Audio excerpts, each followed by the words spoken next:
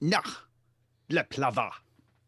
Welcome to this very special edition of A Strange New Pod. I am your host this week, Lieutenant Hawk, alongside my trusty bridge crew, our stout-hearted Captain Julian, the board queen of puns, Ensign Brittany, the man who keeps the comms open, Rear Admiral Eric, and the intergalactic Top Chef winner with a recipe for roasted tribble that will make losing a ship totally worth it, Ensign Aaron. Welcome and glory to you and your houses. It will Jacques. Yes. I was gonna say knick-knack baklava to you too, man. I keep hearing Garon in my head. It's like he lives in my head rent free. I love that man. And his eyes, glory to you in your house. Love that man. I think of Boimler and he's like, knock knock. Knick-knack, who's there?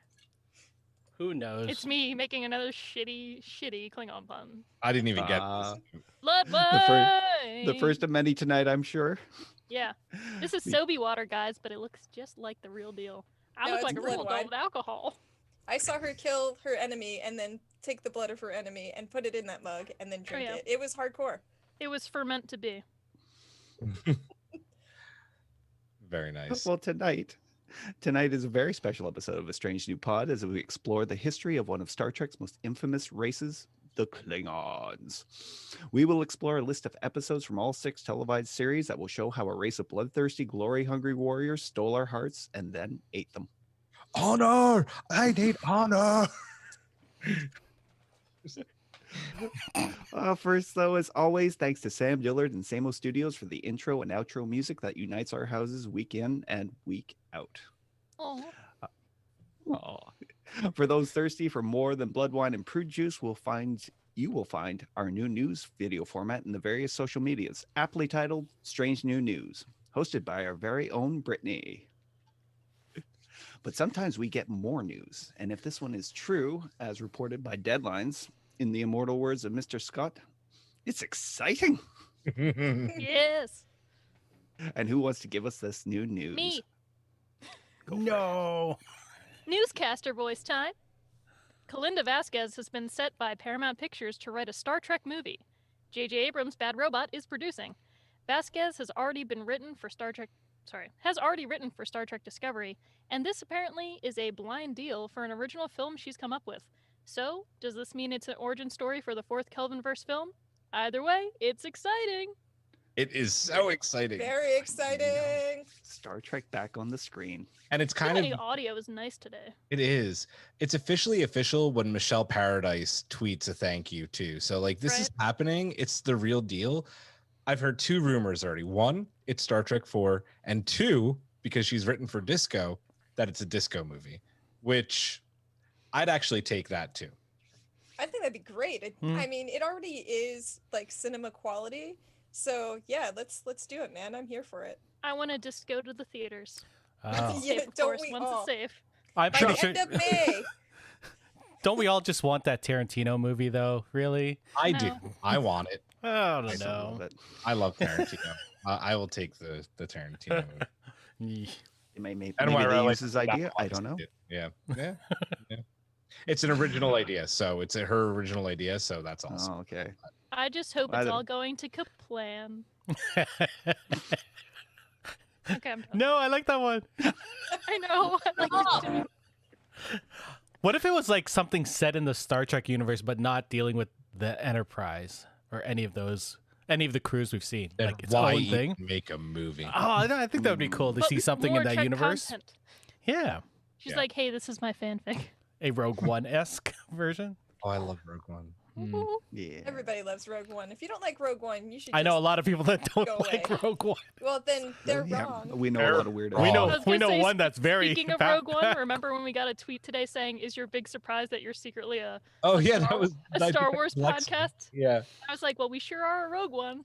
Hey, we could be a Star Wars podcast, but we don't have enough time. If we had the time, we'd have 85 podcasts. Yeah, a strange Right. new Podcast Rebel? every week. A strange new rebel. a strange new rebel. Something. Mm. Something. Yeah, I'd we think, would- I'd we would think of work a it better out. name, don't worry. Something Listen. dark side. The baby When we get to the Yoda point- news. When we get to the point where we're making millions of dollars from this podcast, we will be able to have a second podcast. Star Wars Pod Racer. Wait, don't we already have a second podcast? WTC. Hold on. Oh yeah, that's our that's a secret podcast. Julian, I was going to say we have another podcast. Oh, yeah. And we have one Between too. all of us, we have like 5 I've got podcasts. one, What too. are we talking about? And have another one. Hawk's the only one who doesn't have his very own No. podcast. No, I know he's on Geeks Yeah, too. true. I guess that's his very own too, right, Eric? Well, like No. Eric and I, No. He doesn't get it. you don't know. Hawk turns around to his dog every night and is like, "Hey, they don't know what they're dealing with. I'm better than the rest of them. This is my secret podcast." I would Just- listen to a podcast about Hawk and his dogs. Me too. 100%. That sounds Hey, soothing, like Rosie. ASMR. Mm. Yeah. Dog Good and boy. Hawk Good boy. at 9. We need to do the Hawk podcast where he just talks soothingly about something in Star Trek for like an hour, so you Oh. can fall asleep to Hawk. Like, I he just want reads anything. Just one talk of the about beta anything. Things online. He's like episode 4 of season 3. Hawk reads the This dictionary. Hawk reads memory alpha. Ooh. Anyway, So finally, it is time for our big surprise. we were stalling We for have too a big- long. Ooh. We have a big surprise in store tonight. A few months ago, actually, I'm supposed to throw this over to Julian. You can because read he that wants part to- if you want. You Okay. do it. You read that part, and then you could throw it over to me. That's fine. A few months ago, we talked about building a website for ASNP, and now we have our very own Starfleet HQ. So I'll take it from here. So Yeah.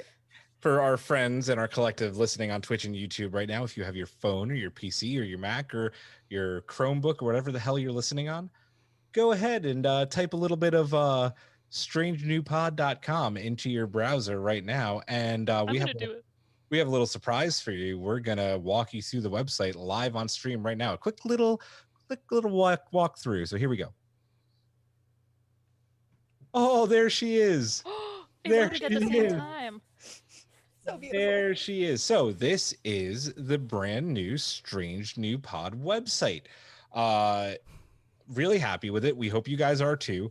So this is obviously our splash screen. Get our big fancy logo right there. And then on our front page, there'll be a new episode, the newest episode of Stranger News every week right here on the front page. So you'll get all your news like right at the beginning. And then right down here, if you're new to Strange New Pod, we say, welcome to you, Ensign. We have what we think are our 3 best episodes, which is our DS9 documentary deep dive, our Tuning the Final Frontier, our interview with Jeff Russo, and then our Trials and Tribulations table read. So these are right Trials there. and Tribulations. Man, Yeah. the, Yeah. the That doesn't win me promenade over one was really. when we all cried for like That's 10, the one we 15 all minutes. So if you want emotions, Promenade. If you want a really cool guest interview, the middle one. And if you want to laugh your ass off, the one on the left. Yeah. Thanks for the raid, JD Haven. Yeah. Woo-hoo! So, and then you get down here and you have all your recent episodes and all the awesome places that you can listen to us. There is a bunch, all our most recent episodes. And then if you want to see more, you can just hit view all episodes. We have our Twitter and Facebook stream right here. So you can see all the stuff like the new Star Trek news and blah, blah, blah, blah, My blah. dank memes. And then here we are. Look, it's us. It's Oh us, yeah. our little host. Yeah. In Lower Decks form. Yeah, so we have that, and then if you go here, we have our episodes, and we have them by categories.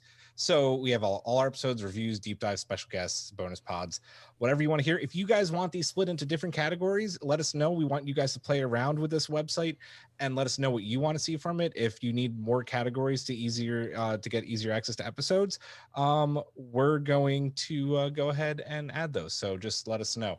And then we have our fancy about page, which same thing. You see our host, about our pod, blah, blah.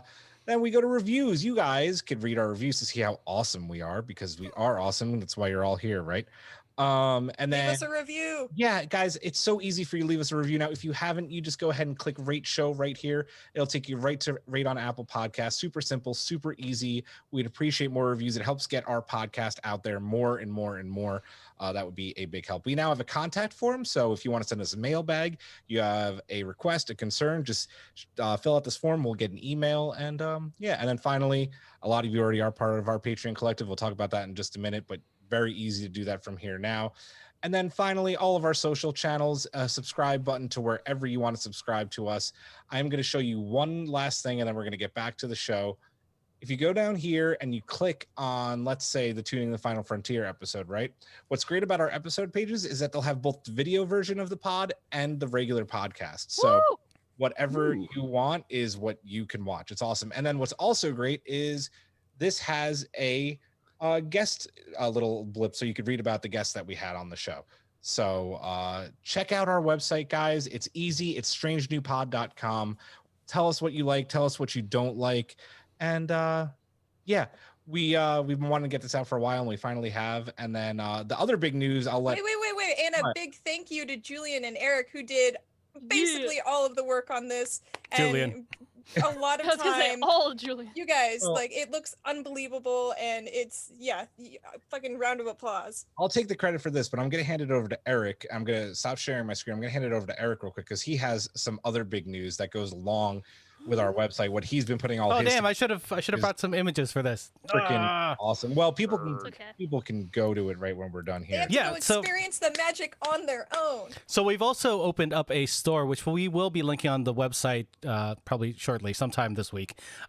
It is at Teespring, so it's teespring.com/store/a-strange-new-pod. It's really weird. I don't like how they make those URLs, but we have some merch up there right now. We only have 2 designs right now because one got taken down for some strange reason. We don't know why. And it's not a strange new reason. It's not a strange good one either.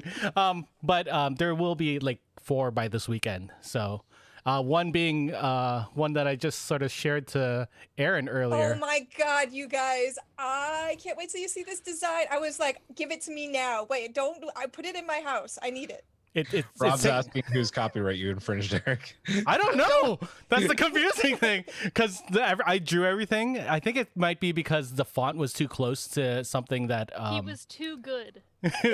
that was done. They think that he stole it. So it's very strange. But yeah, Aaron's I have her Commander Ransom's gym Yes! designed, but For all of us. but We have I'm so drawing many it of by them. hand, and drawing by mouse is really hard. So It already looks awesome, and I'm pretty Yeah. sure that one's gonna sell incredibly well. Hey, maybe a design for the 100 squat crew at the end. Maybe No. we can. No. All I squatted for 100 days, and all I got was this fucking T-shirt. maybe there's also a one for draft that should be there this weekend. Oh my god! Wait, is it lizard babies? It might be. Oh my god! Might not be. Giraffe has had might has not said not be so many lizard babies. iconic things that it's like, what is it? I did have the URL, but I'm typing it right now. Yeah. You Oh, I guys- have Cool. it up. This is so exciting. Like some of the designs that what's in there already is cool, but like everything I keep seeing, they show me. I'm like, ah! So that's Don't my worry. feeling. More I will want. be coming. I might get socks this weekend because I like the socks that Oh, I have I up need there. hold the on. socks. I'm buying the socks right now. Can we buy it? Can we buy now? Can we buy You could buy live stuff right on now, the yes. pod? Yeah. I'm doing Live on it. the podcast, we all bought socks. The from mask and the ourselves. socks are the ones I really want. Yeah, I love the mask. Like getting a good mask these days Hold is on, like a I gotta thing. get the mask too. Jesus Christ. There was a neck gaiter, but I didn't like. They're not really safe No. for people, so I didn't want to perpetuate that. I like them as little for like working out to keep my hair back, like a buff in Survivor. Maybe I will put it up then. It's always Survivor. It's always Survivor, you guys. I'm telling you, we need to do the Star Trek Survivor thing, but that's another day. Anyway, Bup, check bup. out our But store. where are we It's going to find a amazing. Gorn? Yeah. We can get the Gorn. Listen, I will tell you how we can do this. We can do a Survivor simulation for Star Trek. It'll be great. It'll be so awesome. And don't worry, guys out there in the Twitch world, there will be an Enterprise shirt. Can't wait for that one. Oh god. Okay. Oh, Eric's going to put so much love into that design. There's so much love in it already. People are already loving it in the chat. Spotted Giraffe says it's gorgeous. Joe loves the coffee mug. Takako goes, ooh. Mug live. Takako goes, Mug ooh, life. totes. So yeah. we're good. Totes my goats. There's another totes design. It's an organic one, so if you guys are down with organic, I can put it on there as well. It's just a little bit more expensive. Eric, you should have sounds organically cool. let that happen. Ooh, Oh, if true. You can wear. If you sign up for the first time for their emails, you can save 10% on your first order. Ooh. Boom. And I think we might be adding some fun things for our Patreons for that. I don't know if that's a good segue into the name. I will say that real quick. Eric, I needed to check with you to see if it was okay. Is it able to do those things? I think so. Okay, so we'll announce it right now. We're still finalizing. It is happening. It may be the next week or so. The $10 Patreon tier. Every single tier of our Patreon now will have a different discount to go along with what level you are, and there'll be one obviously for the new $10 level as well. So that's in the next couple of weeks or so. So if you want to use that discount, wait. No. If there are any t-shirt styles, I only did the unisex ones, but there's also V-necks. If you guys are down with V-necks, I can also put those out there. I don't know if what's the style now? I'm old. Can you do there's like female cut. Can you do those? Because there's a unisex female. No, there's a comfort cut female, and some other. We'll go through it later. Okay, cool. Yeah. Okay, we were talking about perks and Patreon. If you guys want to support us, there's many ways to do so, like these awesome new things you can buy from our Teespring, or you can join us on Patreon. We've got a $1, a $2, a $5, and a $10 level now coming, and you get awesome benefits. So we do, like you guys know, we do our once a month Drink With Us, Drunk Space 9, and we also do a live watch along, drink along on our Discord. And we're going to be adding a lot of extra benefits that you'll see with the new $10 level, which I'm not prepared to tell you about yet. So you'll just have to wait and find out. But you can also support us by just joining us on Twitter, on Instagram, on Facebook, on our Discord, and chat with us, and go to iTunes and rate us and leave us a 5-star review. And there's just all these awesome things you can do to say you love us, because we love you. I'm tempted to fill this contact sheet on our website and just say not enough puns. And then the next person is like, too many puns. It's all just me. By Brittany Moans. Yeah, the Brittany. Good alias. Oh, shit. More Enterprise. Like Carol Danvers. From Barrick. I guess that leaves me with the thankaroos. I feel like I just did a lot of talking. Why doesn't Eric do the thankaroo? Yeah. So let's say some names really wrong. No, I'm not. I'm gonna do my best. So special thanks to these Patreons who have been awesome in supporting us. Steinman Stager, Jeff Reeve, Mariah Gossett, Mag, Ann Bradley, Spotted Giraffe, Mitch Thatcher, Rob, Jen Stein, Tina Alexander, Joe Saporito, Noe Santo, Kang Hui, sorry, my bad, JD, Takako Nagumo, Kara Kennedy, and Patrick Hazard, and our two newest collective members, Dean Pearson and Fernanda Nogales. Yeah, We've assimilated more listeners. Yay! We have. We are one. Oh, apparently it's giraffe. Oh. It's pronounced Everybody's getting into the giraffe. spirit of What this are you thing. drinking right now, and how much of it have you had? Who, me? No. Giraffe. Oh, Giraffe. It's giraffe. Giraffe. Eric, is that like a Viking horn? Yes, it is. I'm drinking out of a horn because today's the Well, episode to do today. that. Today's a good day to I want die. people to appreciate the fact that I love my backgrounds, right? And Jadzia is just like holding the sword of Kalis. Yes. And it looks like she's just like, around me. I love how you really enunciated Kalis. Kalis. Well, that's my favorite place to buy shoes. Kalis. Hit it. What are the shoes at What are the shoes at Kalis? I gave you the lizard babies one because You know exactly what they look like. I'm sure there's an upturned horn It's at a lot of the leather tip of the boots. toe. Yeah. A lot of points. Okay. Oh my god, that's a t-shirt. Eric, What? Kalis shoe source. Shoe. We're gonna get. I don't have it's my gonna get notebook. pulled off again. Write it down. This is such No, a it good won't. idea. You could pay more, but die. Honestly, Eric could just go back through all of our episodes and listen to half of the weird puns I say, and could make Totally. 80,000 t-shirts. It could say run with honor. I'll figure it out later. Well, with Klingons, K less is more. Oh, That see way- there. Oh my god. Segue. Hawk can continue. Steering the ship back on its proper course. You mean the barge of the dead? Blah. That's coming up. I live, I die. I live But again. for now, let's enter into our strange new loop. If you could choose one Klingon to lead the Empire and know they would do it with honor, who would you choose? Worf! I should have put at the Y'all beginning think I of had this, to no think about Worf. this? Damn No, it! I was deep. gonna pick Worf. Only Worf! And There's I would no other option. I would say that I would not choose Worf. I think- Who would you Because choose? Worf wouldn't choose it for Well, I himself. was gonna wait for other people, but I would just say that I think Worf would do it too down the line. I think that his motives would be good and honorable and righteous, but he's too good, honorable, and righteous, which is why I think he's the wrong choice to lead the Empire. Rob, the question is, if you could choose one Klingon to lead the Empire and know they would do it honorably, who would you choose? I changed mine. Do you want to know who? Since I can't That's a pick good one. point. Worf is a by the book Klingon, and that he learned about his own culture and that from Earth and that. So there's the book smarts, and then there's the practical aspect of it and that. And I don't think he would have it down. What I'm Anybody hearing else? is that you guys think he's not worth it. Can he worth it? He's not worth worthy? it. Drop that sword down, flip it, and reverse it. I'd pick.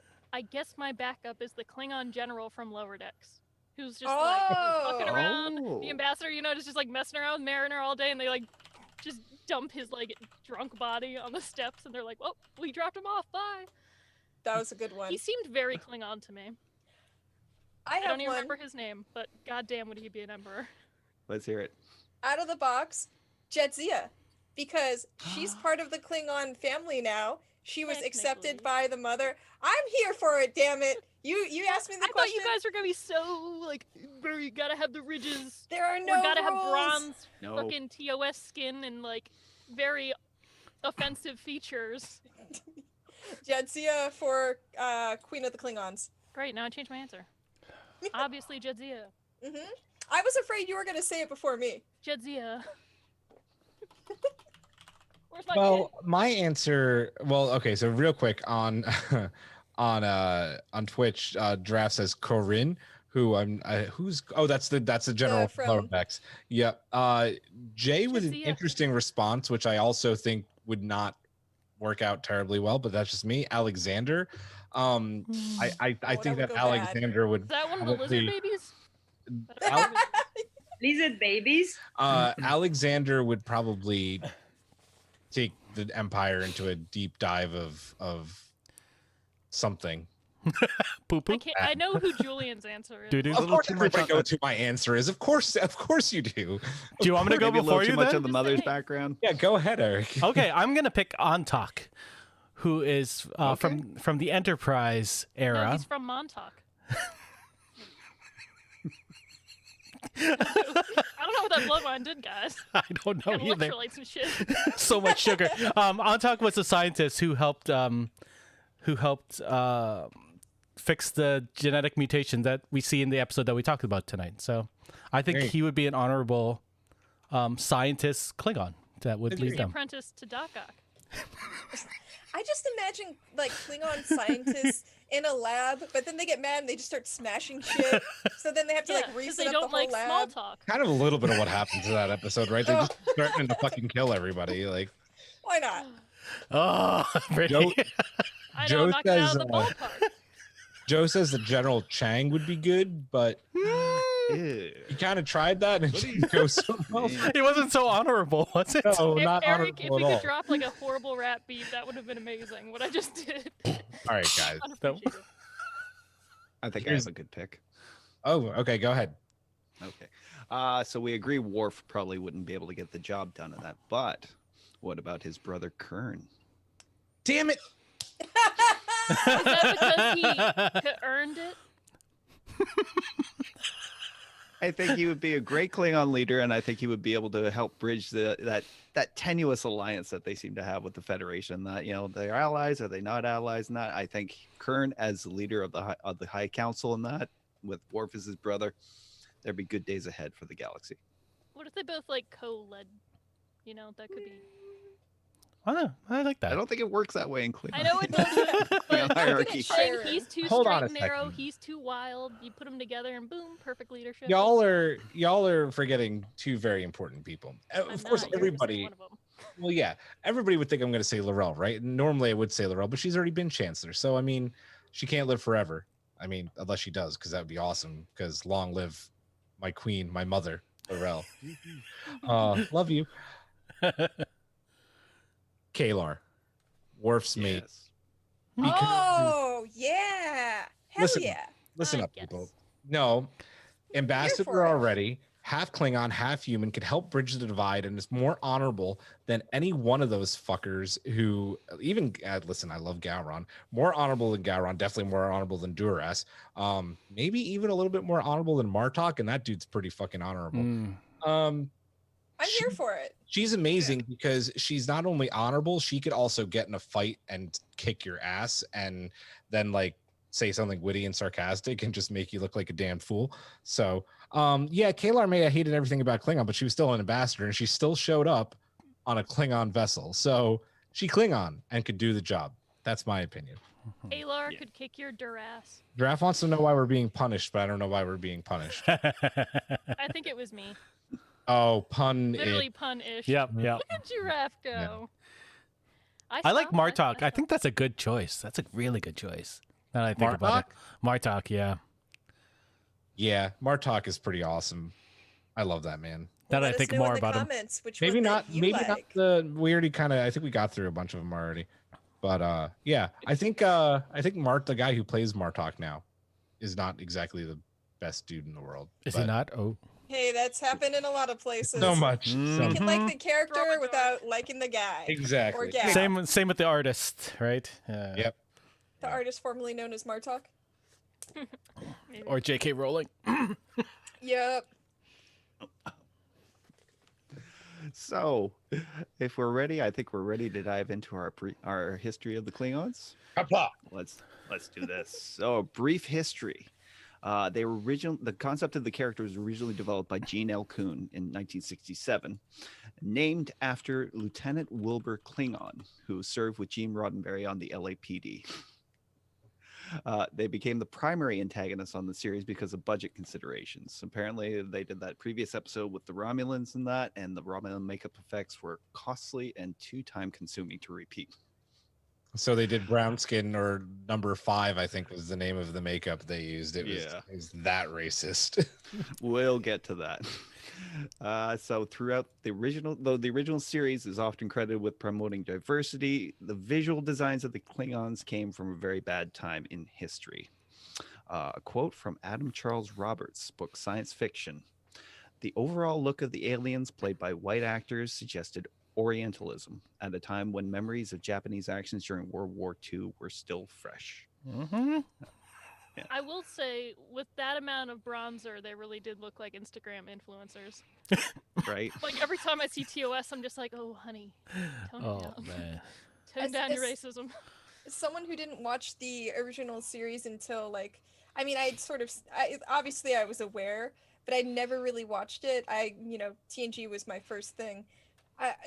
Going back and seeing these episodes, the first time I saw the Klingons, I was like, oh no, like, oh Yeah. my god. Did they really go blackface? Yeah, Like, yeah. oh god. I So- remember watching it as a kid and being like, oh, interesting choices. Like, because I remember seeing Flash Gordon when I was younger and being like, oh, that was not a good choice. Name the Merciless. Yeah, Yeah. Ming. A Yeah. lot of people were just like, oh, what's that beard that looks really cool? Yeah, let's do that for every evil emperor. And then just call everybody a Fu Manchu. And you're Yeah. like, don't. One day No. I'll grow it. Are you gonna make it happen, Eric? Eric's But going to take it back. He's like, gotta bring it back for my beard. I would love it. I would so love it if he grew one out. I was talking to Meg today. She's like, no mustaches ever. I was like, damn it. It could look cool with your hair. I think so. Wait, what Damn if you it. shave the sides of it and then just like the same as your hair? Apparently, I was wrong, by the way, Hey. about JG Hertzler, because apparently he's a lefty. I thought I read something about him being a righty, but I apologize. He's not a bad guy. Thank God, because Martok is awesome. Well, I'm glad because that would have hurt Slur a lot. If... You say he was a lefty? Like Yeah, like like left leaning.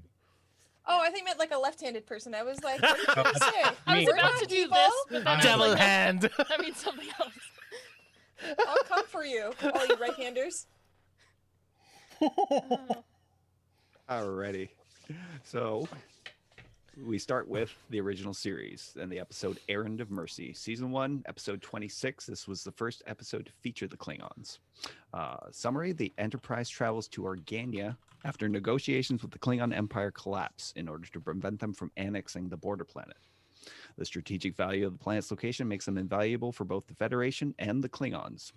Kirk appeals to his ruling council, led by an Organian named Aelborn, played by John Abbott, who seems overly passive and unconcerned at the prospect of subjugation by the Klingons, refusing to participate in any action which may result in violence. I chose this because there was a connection later on to one of our later episodes in that, but John Calicos, who was the one who played Kor, the Klingon military commander that they install as a ruling governor over the Organians.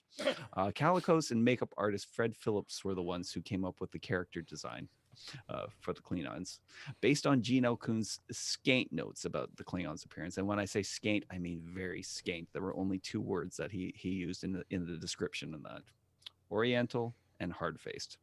And they had to work from there to design them. Yikes. The 60s were a weird time, man. Hey, now we Very, very have weird.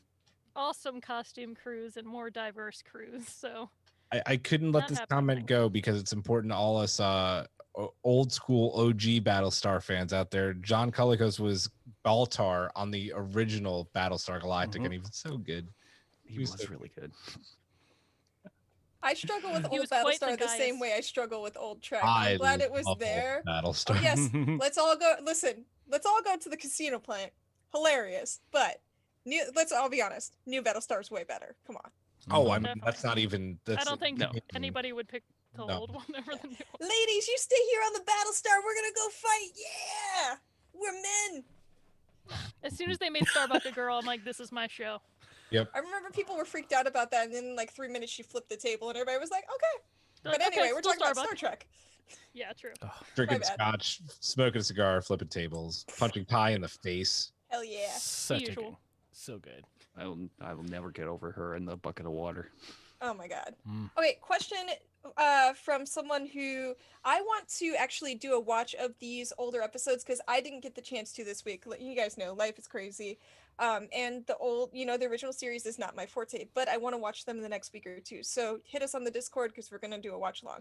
But my question to you guys who have seen it, how does this work into Disco and the timing of all of the Klingon stuff we've seen?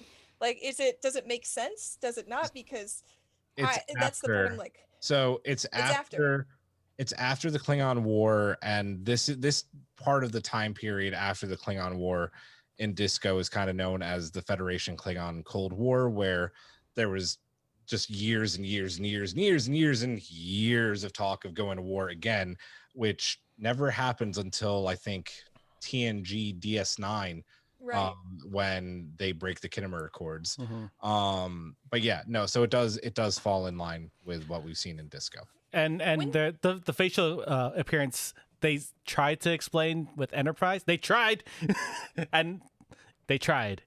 but that was a lot of what I think Enterprise was trying to do, was try to reconcile some of the OG stuff with the later. Which then, of course, Disco just completely threw right out the No. window. Well, Enterprise a is still picture. Ahead, right? So it still sort of works. Yeah, you can Well, take a and- picture but- of an original Klingon with The a Klingon later stuff. one, and it's just a long road getting from there to here.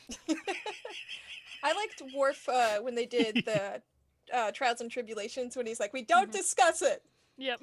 Yeah. With outsiders. Yeah. Yes.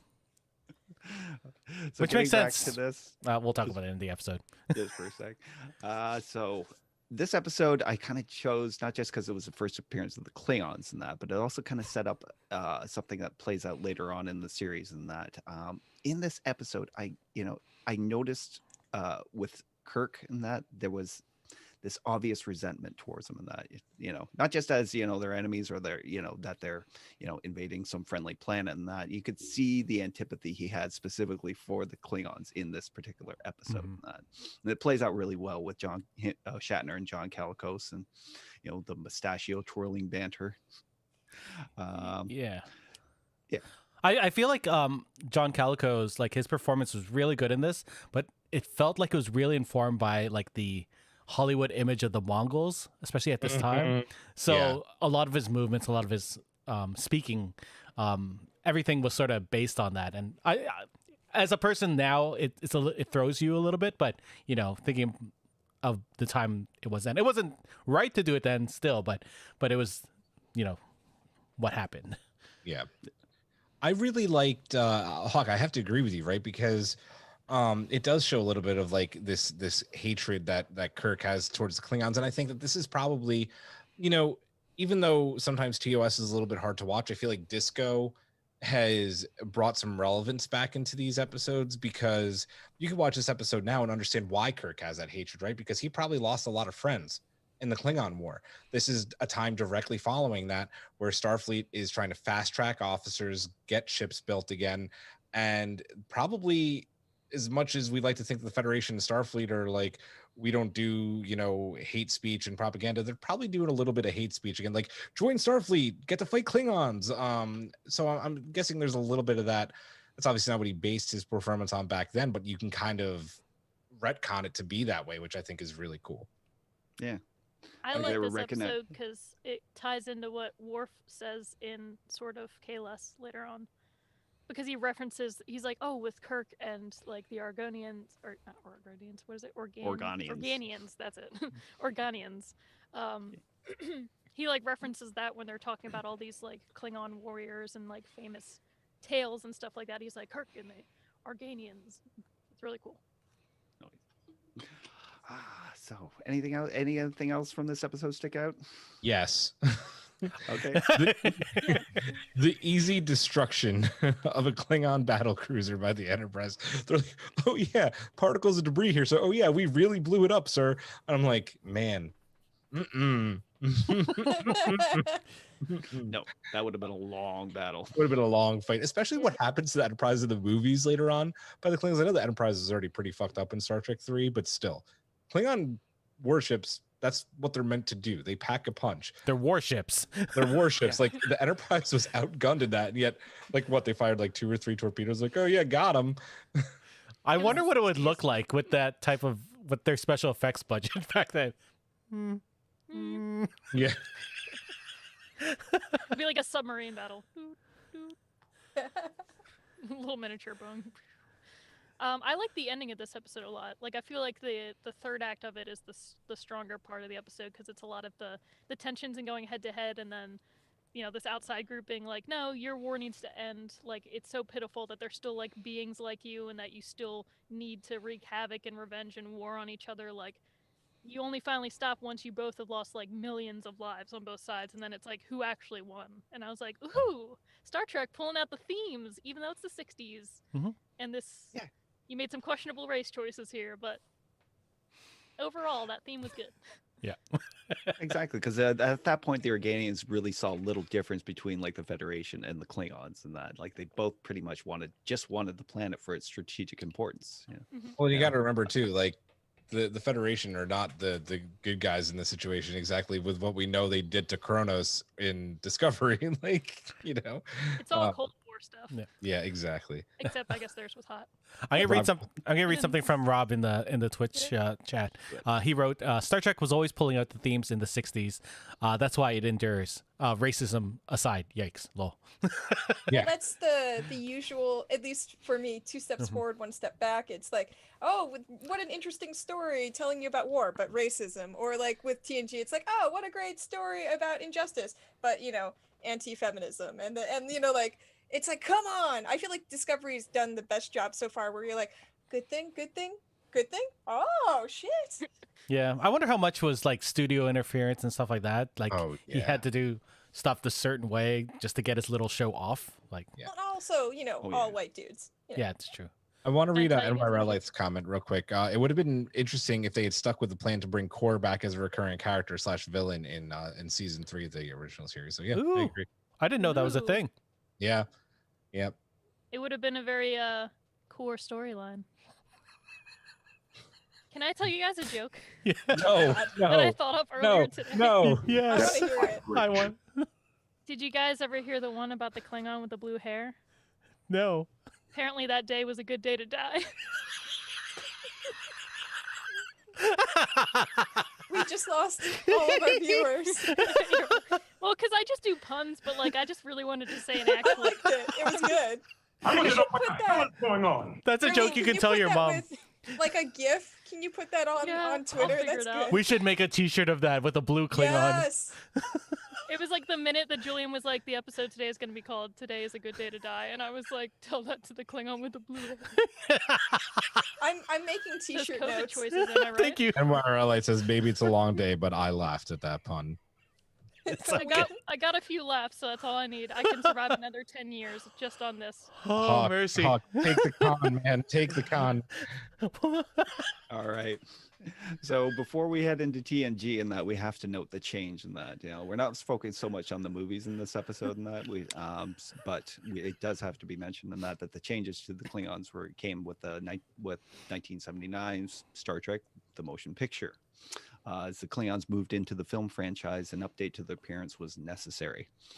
So the production designers in this introduced the pronounced cranial ridges, the snaggly teeth, and the long unkempt hair that the Klingons have been known for the past 30 years. And the Klingon theme. Bum, bum. I thought you were doing. I started singing it like.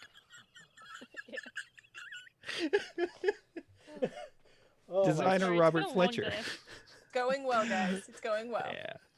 Designer Robert Fletcher created the new uniforms modeled after feudal Japanese samurai armor.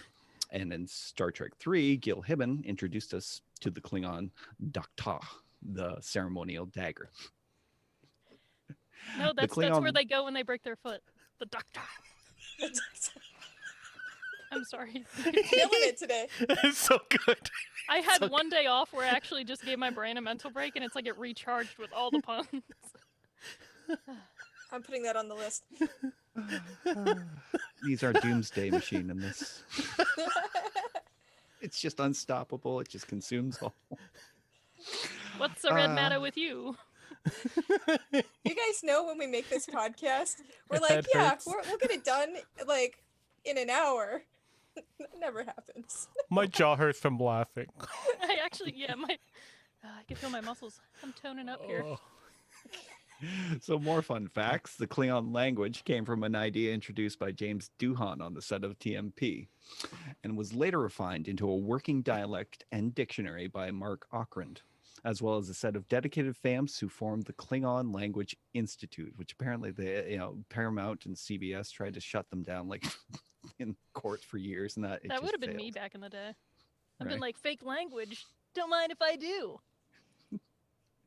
According to the 2006 Guinness Book of World Records, Klingon is the most popular fictional spoken language in the world. I agree That's with that awesome. because you watch any sitcom that's come out in the last 20 years, and whenever there's like a nerdy character on screen, someone making fun of them either refers to them like, oh, you probably know Klingon, or the character outright is like, remember that summer I learned Klingon? And then they're like, and they'll just like say something and walk away. And I'm just like, nerds they know what's up. Anybody here would be like, if I could be fluent in Klingon in a second, I'd pick that. So, why not? What else are we doing with our... Listen, we're in quarantine. Why did we not learn Klingon? Shit. I'm learning how to My brain 3D can probably fit in another language. design things. And you're doing a good job. Yeah, speaking of which, on that, just randomly when I was checking on one of the residents at the house, and that they had young Sheldon on in the background, and he was teaching Ed Begley Jr.'s character Klingon. Yes. Any sitcom that's come out in the last 20 years. Exactly. Continuing on, their culture was once again influenced by Japanese culture. This time, however, the Klingons' depiction as a warrior class more resembled samurai, following a Bushido-style code of honor. To die in battle for the glory of the Empire and a Klingon and his house honor, while dishonor meant ruination of the said house and its progeny. And Michael Dorn... Worf Yeah. this guy. Michael Dorn credits these changes to the Klingons as the genesis of his role as Worf in TNG. An orphan raised by humans who became the first Klingon to join Starfleet, he still holds his people's traditions and heritage true to heart. There was an interesting interview I saw with him where he was talking about how he didn't really know his character like when he was doing the interview or the auditions and stuff. They cast him, and then as soon as he got the makeup on and the costume, he said it was just like everything came together just perfectly. Did you know he actually said like somebody asked him about how he gets like the dialect right for it, and that, and he says the most important thing is that you know a little bit of Yiddish. That makes so much sense. That makes That's so great. much sense. Yeah. Interesting. I like You that gotta Michael come over for Dorn- Passover. Michael Dorn knows Yiddish or a little bit, but I like Michael Dorn, the biggest trooper on the planet. Like he must have loved being Worf so much because doing like probably waking up at like 3 a.m. for 7 series of TNG and then coming back and being on like 4 of DS9 and all the movies. Like that means he enjoyed it, because that's a fucking process. My God. I think he Yeah. liked being adorned in all of it, Yes. Yes.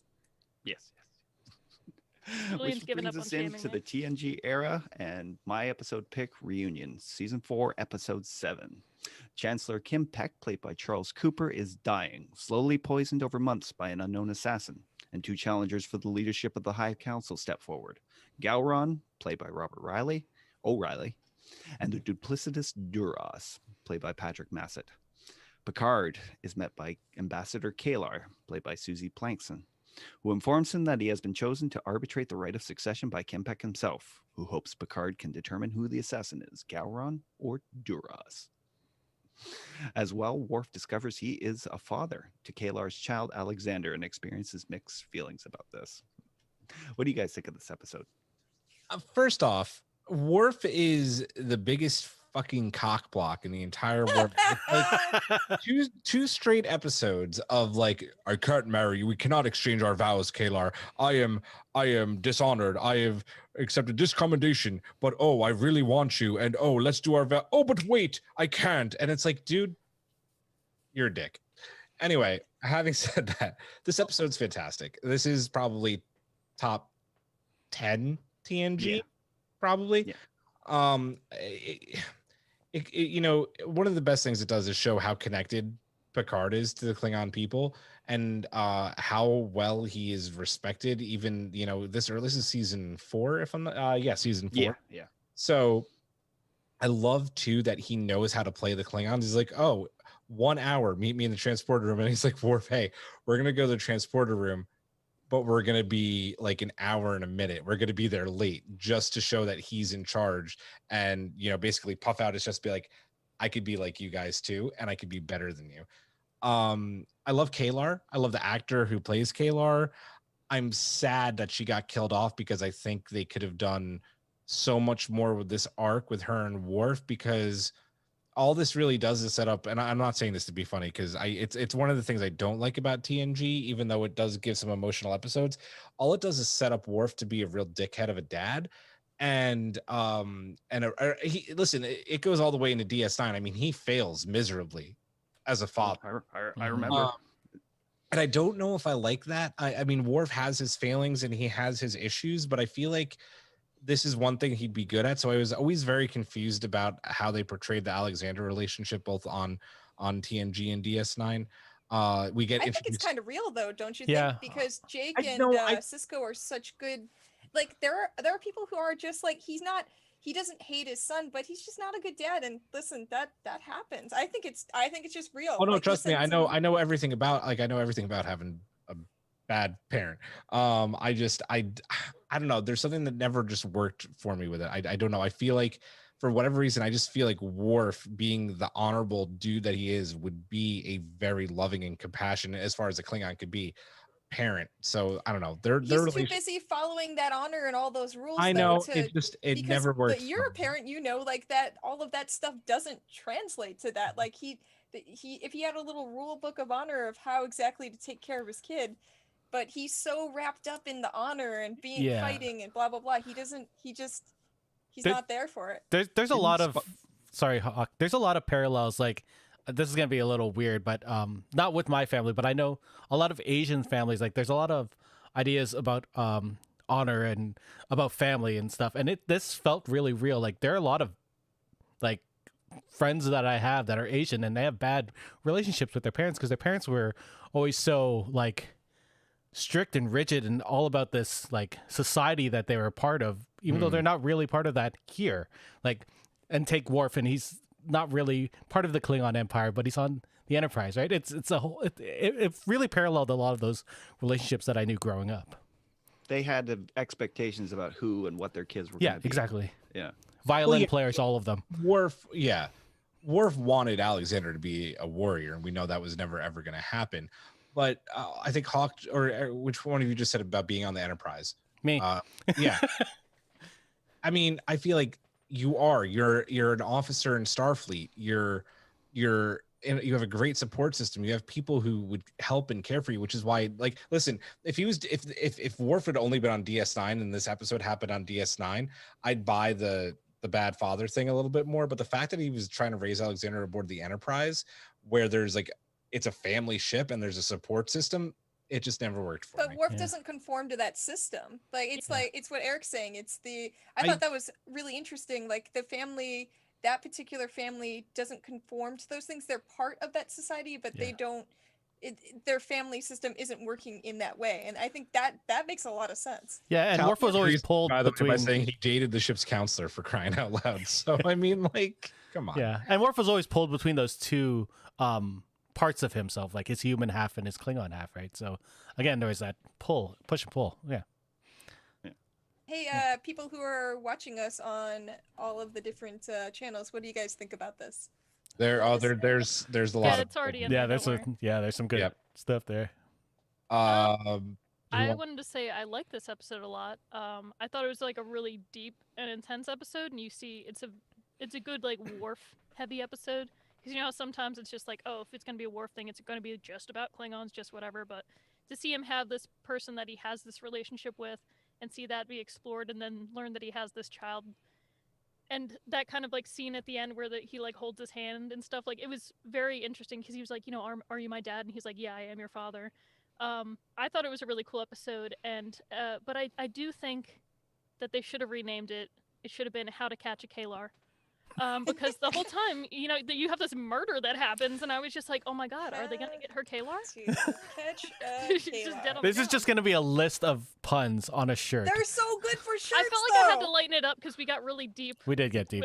With I don't know. I think it's good to just stay deep sometimes. Yeah, That's that's fine. true. Like that stuff. I was gonna agree though that like I pick up on those things. I've had friends in those situations. We've all dealt with certain things. Yeah, so. there was something really sweet when he did hold his hand. Like it's like love like that he stuff. broke my down some favorite of his part. barriers, right?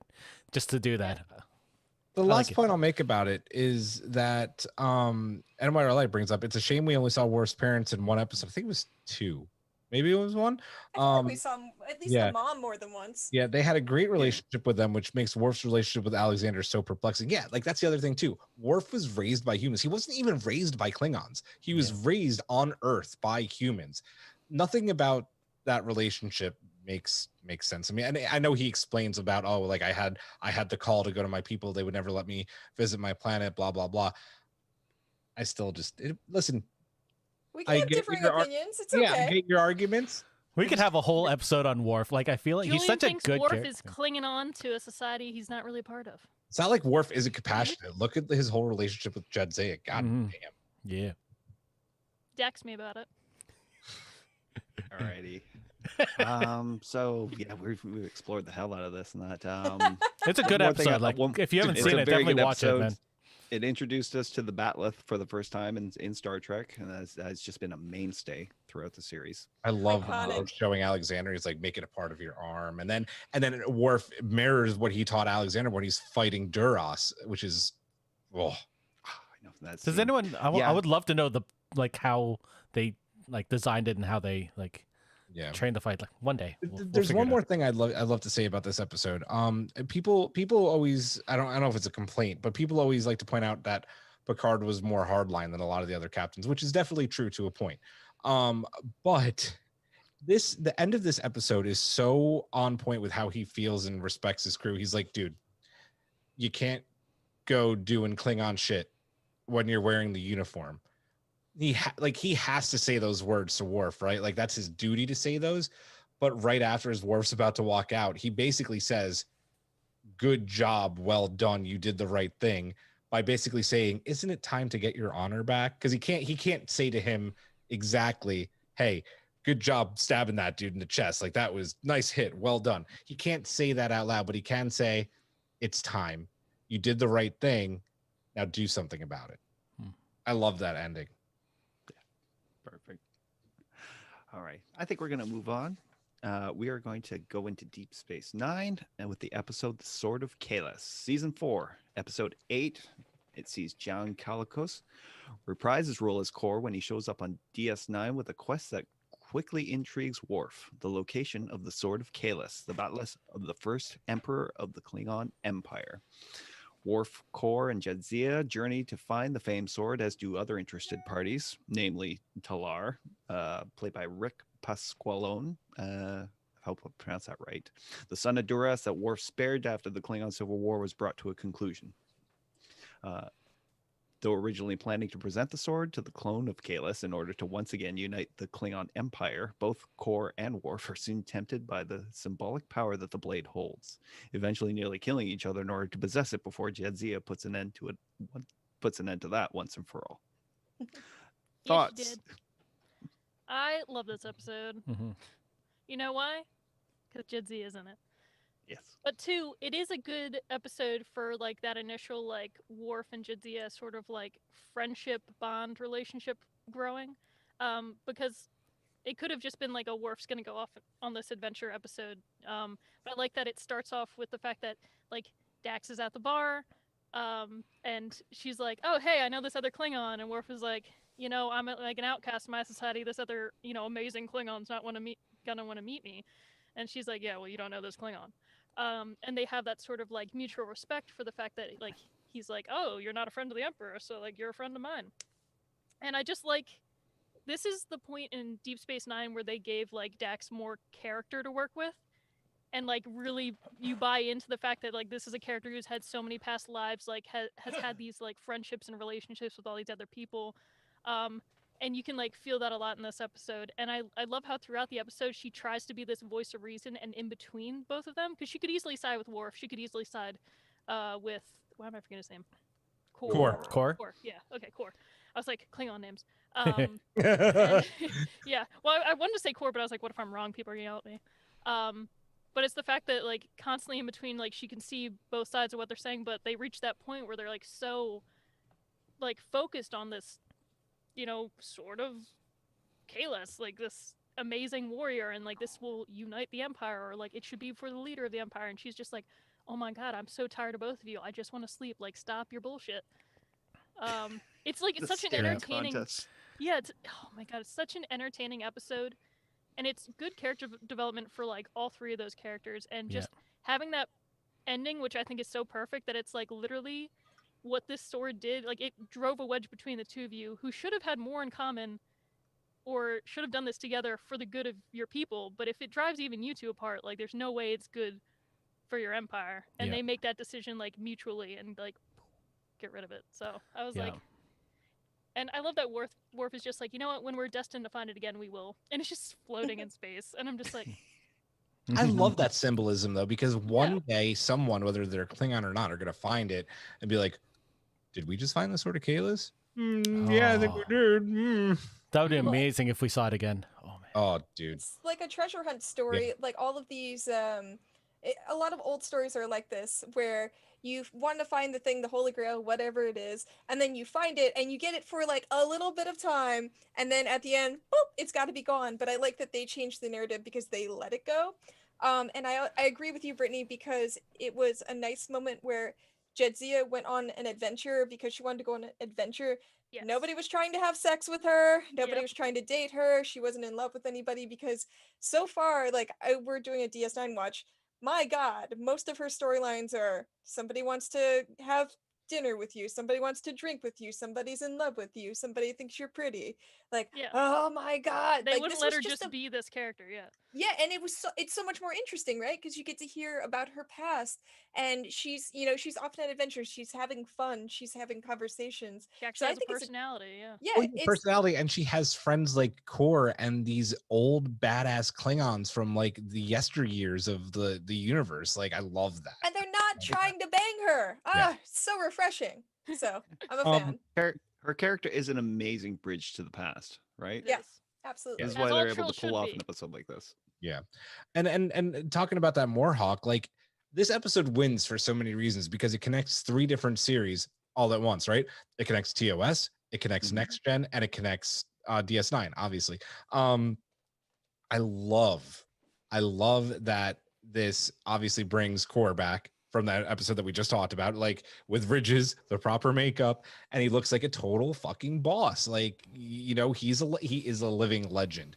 I love that immediate connection. I also love that a lot of this conversation is about the clone of Kalis. The fact that they're talking about, does he really deserve this sword? Which, even though he's technically Kalis, isn't really Kalis. Like, this isn't his Kalis' sword, right? I love that there's that moral conundrum of whether, like, to give it to a guy who's basically just a puppet emperor, you know? This episode is so good. It's so good. And I love the Wasn't- depiction. Sorry, go ahead. Oh, I was just gonna say, wasn't Dax one of the Dax hosts there at the signing of the Kittimer Accords? Like, isn't that like a whole thing that's in there? I think so. I mean, I wouldn't be surprised. Yeah, I I wouldn't don't be remember surprised that. at all. Yeah. Okay, sorry, I feel like I heard that and I just was like, wait, isn't that part of that thing? Never mind. Sorry, keep going. No, it might be true. I just don't remember.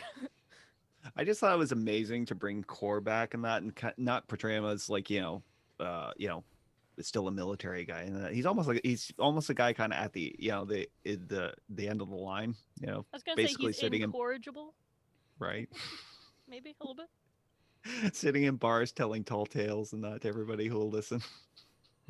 Yeah. Anyways, Joe is saying that Curzon was there, I believe. Oh, okay, Nice. cool. Yeah, it makes sense. that Curzon comes up a lot. Yeah, Curzon was. It's like the personality outside of Jizia. You're like, Curzon, my man. And Jidzia's like, sup, bro. That reminds me. The one thing I love about this episode is like in the beginning, when Dax is like, yeah, like I'll check this out in the lab tomorrow. And they're like, oh, you should do it right now, whatever. And she's just like, no, I've had too much or whatever. And she goes to peace out. And he's like, yeah, good night, blood brother. And like yells that at her and stuff. And I'm just like, hell yeah, Jidzia's your blood brother. It's so nice to hear instead of you being like, hey, what are you doing later? Yeah, You want a Deep Agreed. Space 69? And you're just like, get away. we're not making that shirt. We're not. No. Don't ask. No, Look at Eric. No. Well, Eric's laughing because I winked afterwards. So, and Eric's blushing because Mag just called him a god. Oh, It's because of the shirt. It's not any other reason. it says Doom. You're That's to what you're scroll in these for. comments later. Mag also says that she'd love to hang with Curzon, as would we all. Yeah, for real. most stuff. Real journey is the Uh, friends you make along the lifetimes. Any other thoughts, or should we move along to the next episode? No thoughts, just Move Jizia. it, move it. like Alrighty, so we move into Voyager era with Barge of the Dead, season 6, episode 3. During a near-death experience, B'Elanna finds herself aboard the mythical ferry that transports the souls of the dishonored to Grethor, the Klingon hell, and discovers that her mother, Miral, played by Karen Austin, is there because of B'Elanna's rejection of her Klingon heritage. The episode expands the mythological world of the Klingons by drawing from legends of North, Greek, and Christian theology. The barge is captained by Kortar, played by Eric Pierpont, the first Klingon condemned to ferry the souls of the dishonored to Grethor for all eternity after he and his mate Shelka destroyed the gods who created them. You know, I heard you have to pay him a quartar to get there. Get off my bridge. I like that one. That That was, was a good. That was Thanks, brilliant. I just thought of it. That was a quick little hit. I waited for him to finish the sentence. I was polite. I like this episode more so than any of the other Klingon episodes. Well, there's not in Voyager. We're kind of scant on our choice in Klingon Yeah. episodes and that, but this one, because it kind of continues like one of the themes in that with B'Elanna and that, again, it's a popular theme, Star Trek, of child of two worlds, and that she'd always rejected the Klingon side. She'd always hated it. She's slowly kind of becoming to terms with it in that, but in this case, whether real or imagined, in that she realized this is the first time she realized that her disavowal of her Klingon heritage and that had consequences for the other people in her lives. Thoughts on this? I agree. She Yeah. used to let Klingons be bygones, but turns out she'd be lying to herself. And she just needed to accept it, But all jokes aside, for once in my life, I find this episode, I've seen it twice now, it's an enjoyable episode. I like that at first, it's kind of like that dreamscape of like, she's like, why is everybody making such a big deal about Klingons? Like, you're trying to give me live food, which is cool and all, but like, this doesn't make any sense. So it's like her mind is already like, why is this happening? What's going on? And you're wondering, you're like, is it just a dream? Is she really dying? What's happening? But for me, apart from all the really cool backstory that you finally get to see on B'Elanna and like understanding her relationship with like her Klingon side and her mother and all these other aspects, is like, I think this episode does a lot for her relationship with her and Janeway as well, because especially in the beginning of Voyager, like she, like, because she's part Klingon and because of so many other things. She's the Maquis. Yeah, and she and Janeway are kind of like not completely butting heads at first, but they don't have that relationship at first. And throughout the series, it grows more. And to have the episode end when she like comes back to life and like Janeway's standing there like kind of like shocked and relieved that she's alive, and she's like, I'm alive, and then like hugs her, and I'm like, damn, I'm crying in the club today. Yeah. And by club I mean my bedroom.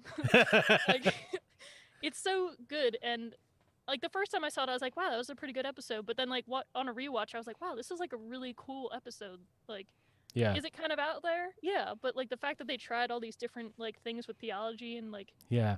gave us something into this character that you don't get to see a lot of, other than her relationship with Tom Paris, which you just kind of get tired of at some point. You're like, yeah, I get it. They're together now.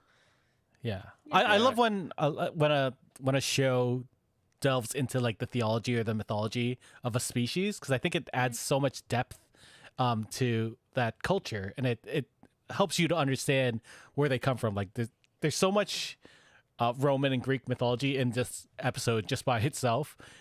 Adds a lot more than the Japanese / warrior race that we sort of see with the Klingons. So it was nice to see that, and I love whenever a show does that. Yeah, because you're like, it's no longer Japanese imperialism. You're like, oh, now it's Norse. Yeah. I can dig this. Rob on Twitch said it's a little weird, but I like that it develops more of the Klingon culture, which is what I think we're all saying. Yeah, like it's just anything that delves deep into Brittany's favorite word, the lore of the Klingons is always good. And listen, both episodes of Voyager that deal with Klingons are both very heavy lore episodes. In season 7, I think, correct me if I'm wrong, isn't it the episode before the finale? The Klingon it's a couple episode? before, Yeah, it's like really close. Because They find that Klingon baby. generation ship, and they're going to find a new life. And like, I think they're more like along the lines of like monks, right? They're trying to follow the stricter teachings of Kalis or Kalish. And I really like. Actually, would say I like that. They're episode. knocking on the door of your ship, and they're just like, hey, I'd like to talk to you about our Lord and Savior, Kalish, today. Yeah. But I do like that episode specifically deals with B'Elanna, being this kind of prophetized legend among the people that sought out on this journey in the first place. If you squint really hard, it looks like B'Elanna Torres makes my name in the chat. Squint and look at the name B'Elanna Torres. Torres basically becomes Tomes. Okay, I see it. I see Right? it. I see it. I squinted and I was like, did somebody write about me? My full name? And I was like, no, they're talking about B'Elanna. Yeah. I like this one too. I think that B'Elanna is a cool character because we have Worf, who he's full Klingon, but he wasn't raised with that culture, and he's fascinated by it. It kind of reminds me about how Americans are so damn obsessed with like where we came from. Like I'm blah, blah, blah, I'm not 13% Nova Scottish. Yeah, I'm Scotian. Scottish. I'm this, and it's like, and it's kind of, and it's a whole thing, right? But she's the opposite of that. She knows where she came from. you know, her mother is Klingon, her father's human, and she doesn't have a good relationship with either of them, obviously. Like, she doesn't talk to her dad. And I feel like that is something very relatable, like having a difficult family life, not feeling close to your family, and being of mixed race, like mixed heritage. I think she was a good character for a lot of people to you know, sort of see themselves in, because a lot of times, especially in the 90s, when we did see those characters, like, they, you know, their lives were pretty perfect. It was like, oh, we put someone on screen who's, you know, mixed race, or you know, they have these things, but life is great for them. And like, life's been difficult for her. She left Starfleet Academy, she joined the Maquis, you know, she's all these things. And the whole story of Voyager is like her sort of getting her shit together. Yeah. And this is like another part of that. Like, she has to confront, you know, how she feels about her mother, and like her entire like Klingon background that she's tried to stay away from.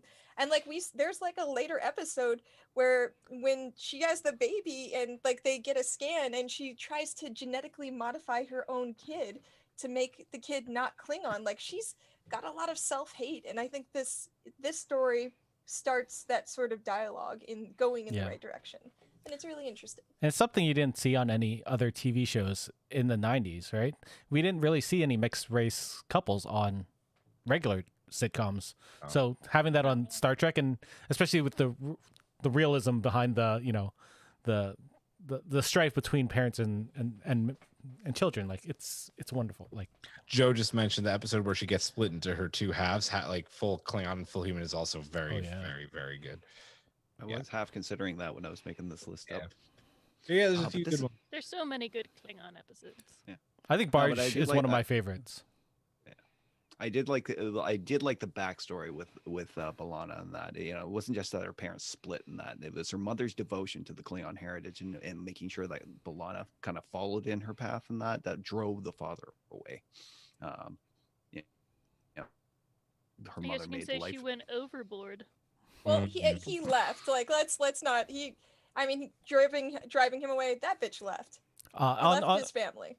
On the Twitch, Draft said, I think B'Elanna was the first biracial character on TV I really identified with somehow.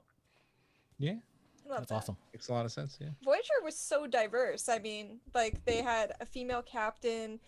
You know, they had Tuvok, who was African American. They had Chakotay, who was Hispanic. Native American? Native? Like Native American? Like Native American? Like, you know, and then they had B'Elanna, who was mixed race, and like, no shows looked like Voyager in the 90s. Yeah. I guess it was pretty highbrow of them. Can I read the next episode? Yes. So a quick side note for this episode, it was the final one for Ronald D. Moore and Brian Fuller, who both quit over their frustrations over the lack of direction they had over the materials they contributed to the show. Apparently this idea was introduced back in DS9, and that it was supposed to be for an episode called Soldiers of the Empire. But I know how much we love to, you know, gossip over the mudgeonry of the Berman era and that. So they were fuller of it, and they wanted more. This is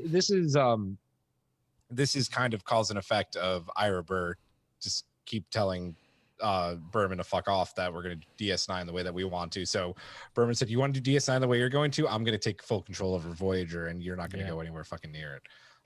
Is what happened. So womp womp. Can I read the next episode?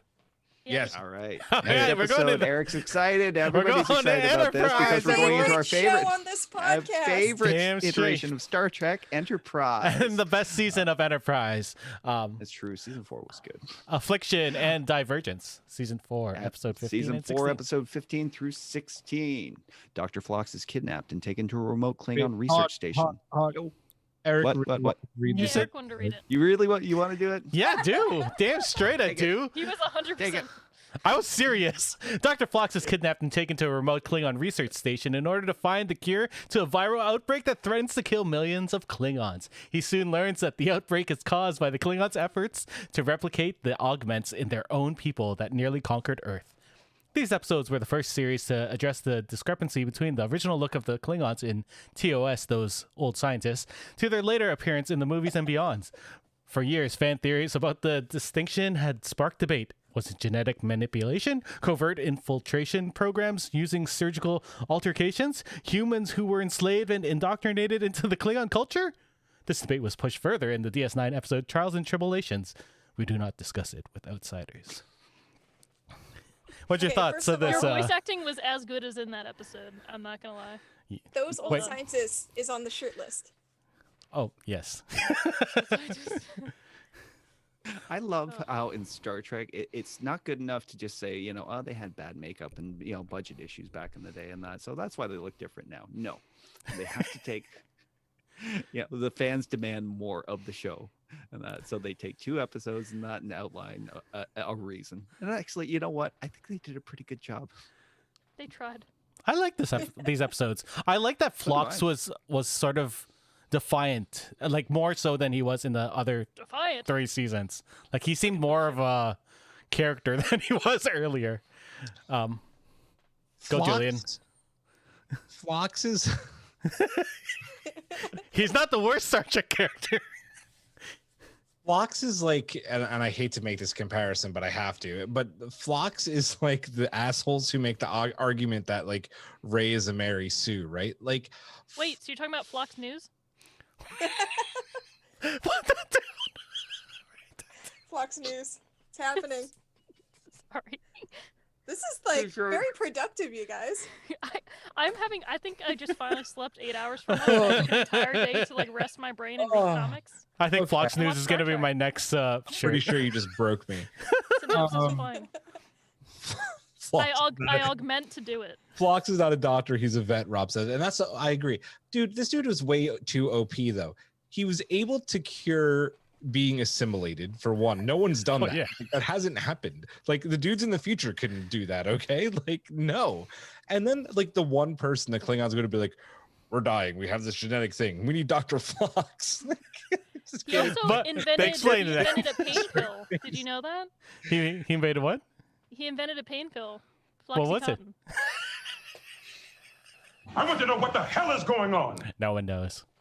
Honestly, I thought of a really good joke earlier, and then I got distracted by conversation. So, like, if you watch the video back when we're talking about B'Elanna, I like go through all the stages of denial because I can't remember the damn pun. There is one thing, and I will say one thing that I disliked about these episodes. One thing, it's the beaming over with the warp, and because that was never a thing, and they say it in the Scotty invented that. yeah. And he So wasn't born yet. so I was in there. I was like, no, damn it. Oh. They tried. Yeah. Oh, we Aaron froze. I know. That's why I just Oh, was no! like, gonna keep talking. She's just thinking. I She's love just her deep in frozen. thought. Oh, we floxed her up. We did it. Oh, Oh Aaron. no! What? Come back to us. So Eric's got to fix the stuff. Oh God, no! Just like Star Trek, we're gonna attempt to fix continuity right now. Oh my I gotta God. beam Will her it turn back out in. well? Talik says Maybe. Brittany broke Aaron. I might have. It was that pun. She went, and then we lost her. We Bob- lost her, Jim. Rob said something my very God. early. Rob said something very, very early in the chat about how Enterprise didn't need to fix this issue Oh my God. in TOS, right? Should I stop talking or can I Yeah, keep yeah. talking? Sorry, just give me a sec. I I will gotta figure out stop how to do this. Oh my gosh. Sorry. These I are just our had true trials and tribulations. without Oh Aaron. I my was just God, like, Aaron's computer is updating. Oh no. Well, hey, she made it through a lot of the show. She did. sorry guys. I did not expect this. I don't think any of us did. I just gotta reframe everyone. Oh my God. Reframe. Mm-hmm. Engineer, while you're doing that, I'm just going to say some fun things from the chat. Would Phlox News be the Mirror Universe version of Strange New News? That's up to Brittany. Okay, wanna if we get make the a meta. second news thing that's just like false Drekkie news, then for sure I'll call it Flox News. Oh my God. It'll be like, Kurtzman is fired again for the 85th time. 85 and counting. You know what I mean? Aaron, you do need to get a Mac. That is the right answer. That is. Mac Yeah. Daddy. Meh. Can we Totally. crowdfund her a Mac? Oh my God. What she should do is I'm just turn off kidding, guys. Don't give the us money updating back. times. Yeah. I don't have a Been Mac. long road. Hey, Can I do I talk see a while back we're- right waiting behind for you? the I'm not Are you using ready that. to Sorry, do? let me rephrase. I'm not using my Mac. That's my design work. I think Eric said we should not talk while he's fixing the thing, Hawk. No, you guys can talk. we're yeah, good? but don't talk about the show. Yeah, like we can just joke around. Just chat. It's time to. Oh wait, I wrote down 2 other jokes, so let me tell my jokes now. Do the people here? Are they still watching? Yeah. Okay, so what does the bridge crew do when they're under attack? They cling on to something. That was good. I like that one. Do you have the layout for 3 people, Eric? I have the one for 4. Oh, that's, No, That's what I'm Garrett, fixing Julie right meant, now. Like, take me out. yeah, that's what I That meant. was really funny. Also, one more. What do Trek fans keep their leftovers fresh with? Klingon wrap. Oh god. I really don't like you. Like Kling wrap? Don't mind the wrong label for Hawk. Hawk, you're now Aaron. Oh, Well, I that's can't- it I for can't my fix jokes that I wrote today. That's okay. We don't need to fix that today. I'm going to continue with what I was saying. Phlox. Oh, no, not Phlox. I was off Phlox. I was talking about what Rob said earlier in the chat, that Enterprise didn't need to attempt to fix this issue with TOS, which is I just watched these episodes a couple of weeks ago. I think Giraffe had been doing an Enterprise watch, and I just watched some episodes that I felt like watching, and this was one of them. And I was like, I like these. I ones. just don't like it. And Archer getting overly aggressive. I'm like, dude, you didn't need to be overly aggressive. You already were aggressive. Like, He's always overly aggressive. That's the yeah. issue with him. so Yeah. Well, when I at first saw that Hawk listed 2 Enterprise episodes, I ran. I ran so far away because it's that flocks of seagulls. Hawk, you wanted to say something? I was going to continue on. I'm trying to fill the silence. You can continue. All right. So, one of the most notable things about Star Trek is they never waste a good actor. James Avery appears as General Kavah. He's so good. And He's right. Avery was apparently the runner-up in auditions to play Worf during TNG's original casting call. Mm-hmm. Ooh. I remember. John hearing that. Shook plays the Klingon Dr. Antok after previously appearing in Star Trek 4 and 6 as the Klingon ambassador. And Eric Pierpoint, who was actually he played what's his face? Harris. Yeah. No, he played Harris in this, but he was in Barge of the Dead as the captain of the ferry. Oh, nice. Yeah. He appears as Harrison from Section 31 after previous roles in TNG, DS9, and Voyager. Very Yeah. cool. Yeah. James Avery, when he talks about his son and like that whole thing about him being dead and the dishonor and all that stuff, I really like James Avery as an actor. So he did a really good job as a Klingon. He Oh, yeah. did He's a got- very good job. Could you imagine if him and Michael Dorn switched roles in the 90s? Like he was Worf and Michael Dorn was Uncle Phil?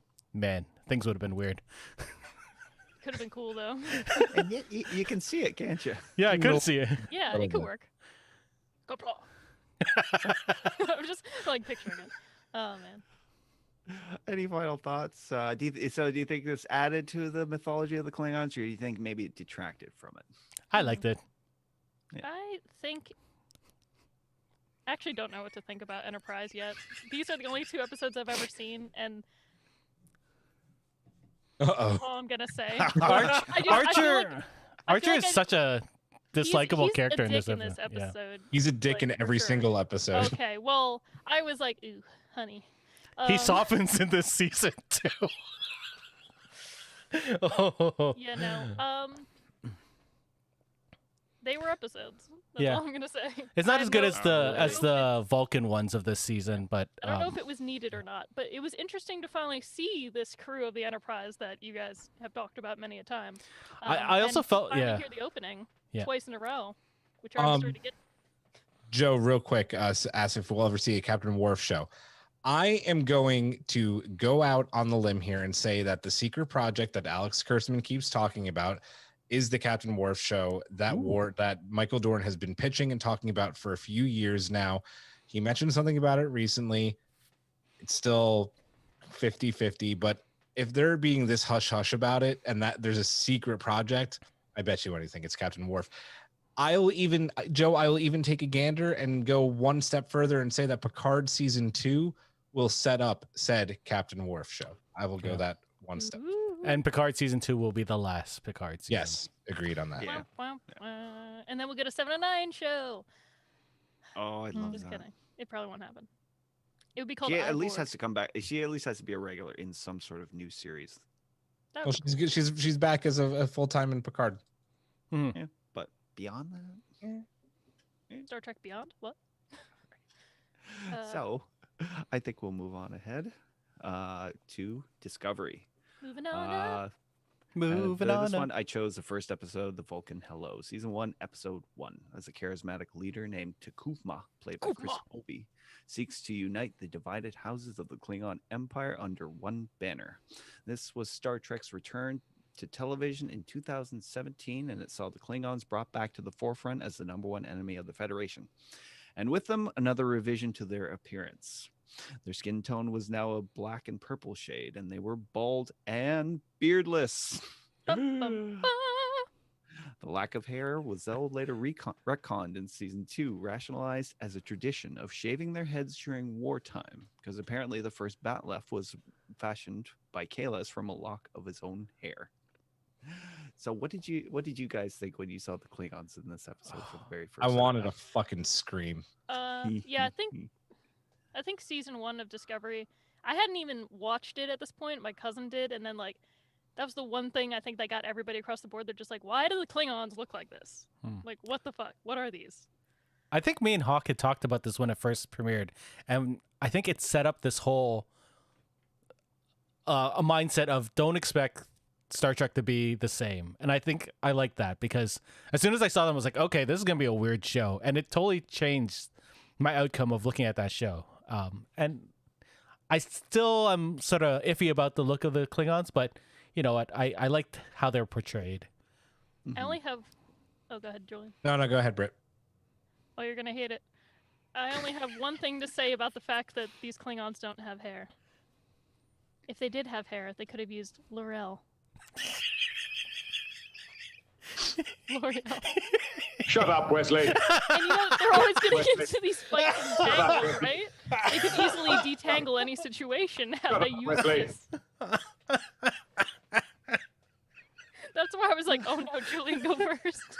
Go first. If I think a couple of months ago, I found I made a big long Facebook post the day after I watched this the first time, and I posted it on Discord. My initial thoughts. I to this day I love Glenn Hetrick, and I love his makeup creations. If you watch Face Off, he's one of the judges on there. His stuff is really good. Sometimes it can get really out there and crazy, and I think that they were like, okay, we're going to try and make this something completely different. And I respect the effort. I don't respect the execution. I think people have a certain expectation on how Klingons are supposed to look, and whether you're a new TV show or not, you can't fuck around with the Klingons. You just can't. Because listen, even still, the retcon in season 2, it works. Okay. They shave their heads. That's fine. They look a million times better in season 2 and a lot more back to what we expect from Klingons. They still have 4 nostrils though. And that's like Klingons have never had 4 nostrils. But how do the actors breathe? It's a bit of a nitpick, but I agree with you because there's no reason to change this makeup, right? Yeah, they just did it to you're changing anatomy, and that doesn't work for me. I mean, I think they showed it in the finale, like they have like 2 dicks, but yeah, they showed. So his name is like, Tuvik. There's 2 streams. I hate the Klingon makeup in season 1. It's improved in season 2. L'Oreal looks 1,000 times better in season 2. She looks like a badass with all her different outfits and her hair. Maybe it's and her prosthetics. different, Maybe it's Maybelline. dude. They definitely. I'm glad that they listened to the fans on this one because I'm not gonna lie. I'm not gonna say I would have become one of those like hardcore disco haters, but it almost very much like turned me away from the show. Like it was a very big departure. Yeah. Like it flew in the face of 30 years of production and design that went into the show. And that, I mean, can you imagine if they had done the same thing to the Vulcans? Oh my God. Could you imagine if they went back and then we're just like, we're going to bronze people again and give them weird mustaches? Like, telling you what, like, I'd have been right up there with the Trekkies. I would have had a one Trek mind, if you know what I mean.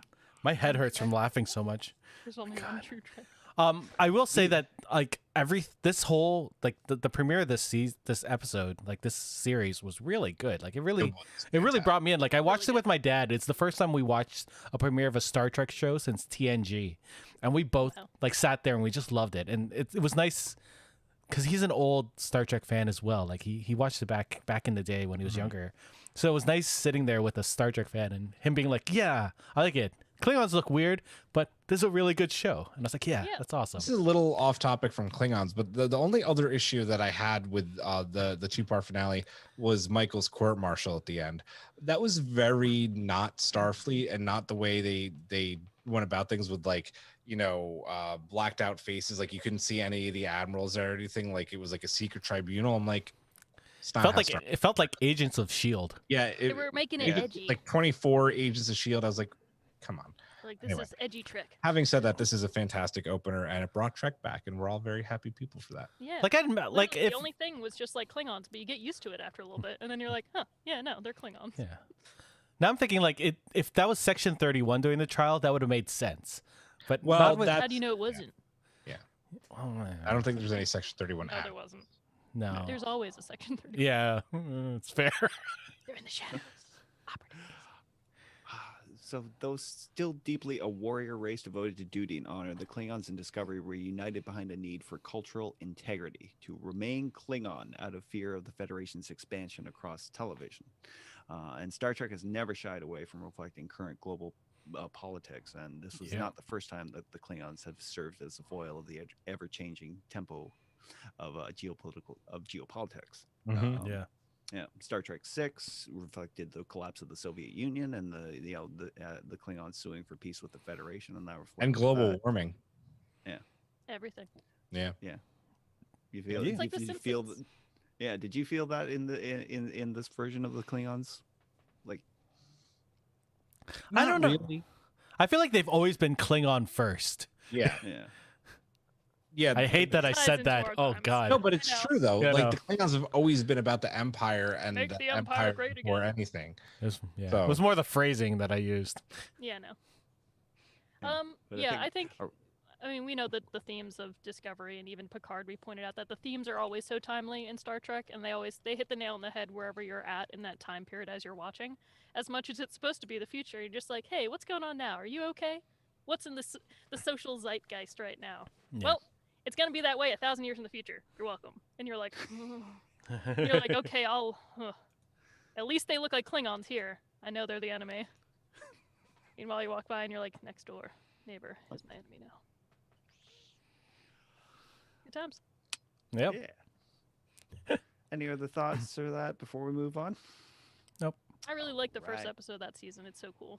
And the whole the premise of the Vulcan hello, like it's one of those things that now is stuck around. It's like so cool because it like if someone would have said that before the show came out, you'd have been like, what? Like this is the Vulcan salute. Like that's hello, and yeah, it's just so cool. Shoot first, ask questions later. That Burnham was the only one who knew the language to speak to them when they were first making, to make not first contact, but to make contact in this situation. Yeah, and she was ignored. Ah, Burnham, I love her. All right, so I think we should move on to our subspace poll and our mailbag. Hailing frequencies are open. So we asked what your favorite conflict was involving the Klingon Empire, and we got a lot of votes this time around. So thanks to the Star Trek family for taking part. And who would like to read the results? Me. Me. Okay. 16% said the Federation Klingon War. 14% said the Klingon Civil War. 13% said Klingon Cardassian War. And 55%, who are also right, said they are right. the Dominion War. They are 100% honest, right. Even if this had nothing to do with just Klingon wars, like if you just put Star Trek wars, everybody would pick Dominion. It's just the most interesting one that's happened yet. Yeah.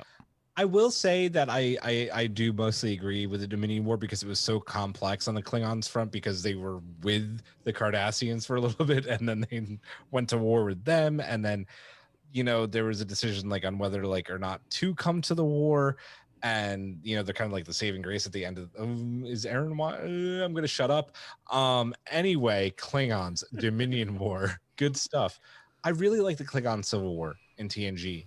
as well. I love you were talking about like geopolitics, Hawk, like the whole political lore of how the Klingon Empire works, and always jockeying for position, and how sometimes that shows Klingons, even though they're supposed to be a warrior race and do things with honor, how sometimes they do a lot of less than honorable things to get that power. I really like that about the Civil War arc. I mean, that goes back to like, reunion and the whole arc with Worf and that, like what they did, like really went in the face of like their whole code and that, it's like to, to stifle the truth and that and blame somebody else just for the stability of the empire. Yep. Some Romulan stuff right there. Agreed. Secrecy. Ah, good times. All right. So on our Discord, let's see. Where are we here? Okay. On our Discord, we asked our collective what their favorite thing was about the Klingons. Ooh, can I go first? Yeah. Jay wrote, my favorite thing about the Klingons were their sense of pride and honor that they had, and how, if you truly think about it, from the first episode of TNG to the final episode of Deep Space Nine, Star Trek, DSN, is that Discovery? That's got to be DS9. Deep Space Nine. Star Trek was the story about the first Klingon in Starfleet, or of a transporter chief that got tired of beaming crew from transporter room 3. But that's a story for a different episode. I love it. Who's next? I can go. Yeah. I don't know if this name is Fifinog or Fifinog or I think Feffinog. Feffinog. Feffinog. Okay, so they wrote, I like Klingons' obsession for honor and glory. It makes them very dramatic. And I really like when they mix that with some murky politics, like in TNG Redemption Parts 1 and 2. Mm-hmm. But what I like the most is when they do something light and comedic with Klingons. And my heart has a soft spot for the 3 romantic comedy episodes in DS9, House of Quark, Looking for Parmach in All the Wrong Places, which is literally a name I would come up with for the show. And you are cordially invited. Yeah.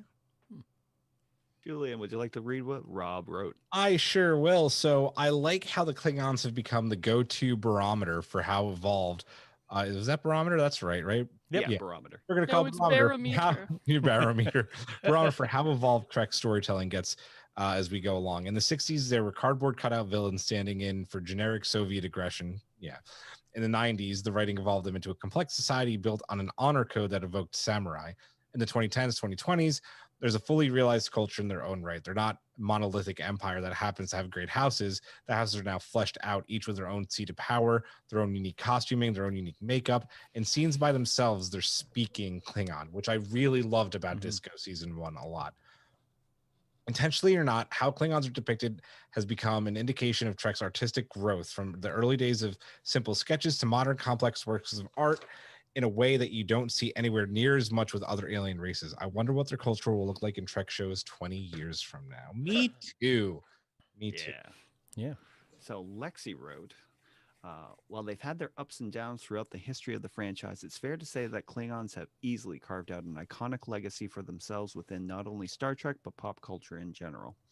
Their culture, if sometimes loosey-goosey, relationship to the concept of honor, their recognizable if inconsistent facial ridges, and their real-world language, which acts as a Mount Everest of next-level geekery, all set them apart from most others in the series for just how recurring and fleshed out they are.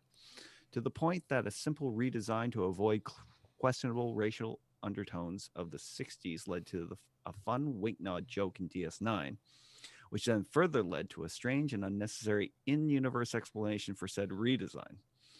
And even now, the redesign conversation continues with the Discovery Klingons, which, in my opinion, while perhaps the most extreme redesign so far, still follows the general principles of the aesthetic established. It all burns with a passion very few others achieve. Their evolution on and off screen is in part what is most interesting about them and draws us in. And I wholeheartedly look forward to seeing them where they further go, particularly in the 32nd century. Also, shout out to the Kelvin Klingons, underused but a neat design, and to Kern, the OG hot Klingon. Yeah. Speaking of hot Klingons, I do have to add this in our chat earlier because I was watching so many of these, Klingon-related episodes. I even pointed out in the chat, I was like, they made the most hot women Klingons in Star Trek. It's like they went out and they specifically found like they're like how hard like on a scale of whatever like how aesthetically pleasing are you? It's like they wanted under all the prosthetics and the makeup or whatever they did. They're like your hotness still needs to shine through. So like you need to be the scale's like whatever to 10. You need to be a 15 because then with the prosthetics you're back to a 10. Because I was like all these women are so pretty. Like what is this? I know Susie Plaxid as Kalar. Kim Peck was old and weak. I am not. Rob says, and then they gave Then she Larson and gets Bator boob windows. Yeah, true. Okay, Mark wrote, I love the IKF. Every single ship from the sleek industrial menace of the classic D7 to the epic thickness of the Nekvar. But most of all, I love the behind-the-scenes whoopsie pivot that birthed the ship design as iconic and enduring as the Enterprise itself, the fierce little Klingon bird of prey.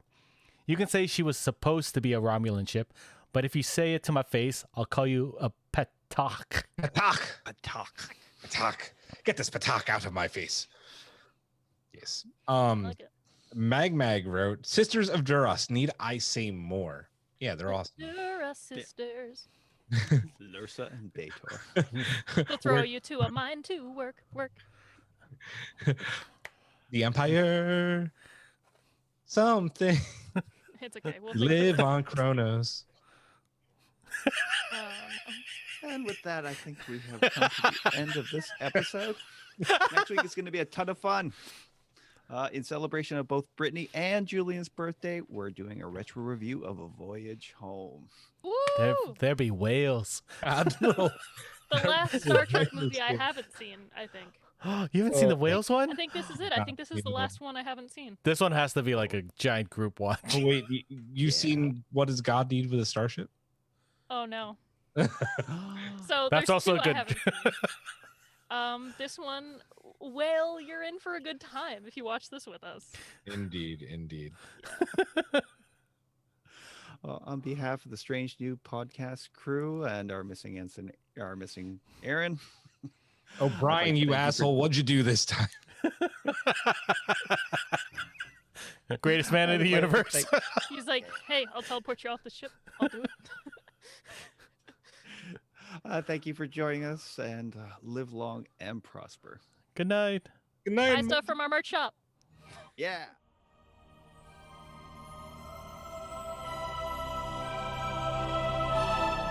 Thanks for beaming into our podcast today. If you want to keep the hailing frequencies open, you can subscribe on Apple and Google Podcasts, YouTube, and Spotify. Like what you hear? Put in a good word with Starfleet and leave us a 5-star review.